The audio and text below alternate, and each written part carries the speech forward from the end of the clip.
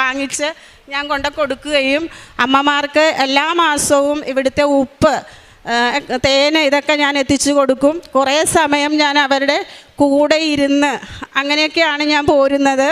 അപ്പോൾ എൻ്റെ അമ്മ മരിച്ചുപോയി 2 വർഷമാകുമ്പോൾ എനിക്ക് 15 അമ്മമാരെയാണ് എനിക്ക് ഒരേപോലെ കിട്ടിയിരിക്കുന്നത്. അവരുടെ പ്രാർത്ഥനയും എല്ലാം എനിക്കും എൻ്റെ കുടുംബത്തിനും ഉണ്ടെന്ന് ഞാൻ വിശ്വസിക്കുന്നു.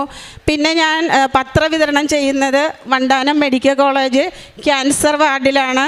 ഞാൻ അവിടെ ഓരോരുത്തരെയും പോയി സന്ദർശിക്കുകയും അവരുടെ രോഗത്തിൻ്റെ അവസ്ഥ ചോദിച്ചു മനസ്സിലാക്കുകയും അവരുടെ ഫോൺ നമ്പർ, അവരുടെ സ്ഥലം ഇതെല്ലാം ഞാൻ ഒരു പേപ്പറിൽ എഴുതി കൊണ്ടുപോന്നിട്ട് രാവിലെ 5:30-ക്കുള്ള പ്രാർത്ഥനയിലും അതുപോലെ വൈകുന്നേരത്തെ പ്രാർത്ഥനയിലും ഞാൻ അവരെ സമർപ്പിച്ചുകൊണ്ട് പ്രാർത്ഥിക്കാറുണ്ട്.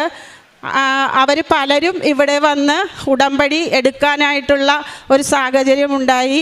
ഇന്നും ഞാൻ കാഞ്ഞിരമുറ്റത്തുള്ള ഒരു സഹോദരിയെ ഉടമ്പടി എടുപ്പിക്കാൻ വന്നതാണ്.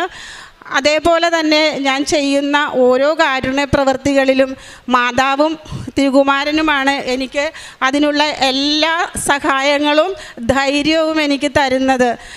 ഞാൻ കൃത്യമായിട്ട് ബൈബിൾ വായിക്കാറുണ്ട്. ഒരു വചനമെങ്കിലും ഞാൻ ദിവസവും പലവട്ടം ഉരുവിട്ടാണ് ഞാൻ പുറത്തേക്ക് പോകുന്നതും. അതേപോലെ തന്നെ വളരെ കൃത്യമായിട്ട് തന്നെയാണ് ഞാൻ ഈ ഉടമ്പടി ജീവിതം നയിക്കുന്നത്. അപ്പോൾ അതിൽ നിന്ന് എനിക്ക് ഒരുപാട് ദൈവാനുഗ്രഹങ്ങൾ എനിക്ക് ലഭിച്ചിട്ടുണ്ട്. എൻ്റെ മകൾക്ക് കുറച്ച് കാര്യങ്ങൾ പറയാനുണ്ട്, ഞാൻ അവൾക്ക് പറയാൻ കൊടുക്കുകയാണ്.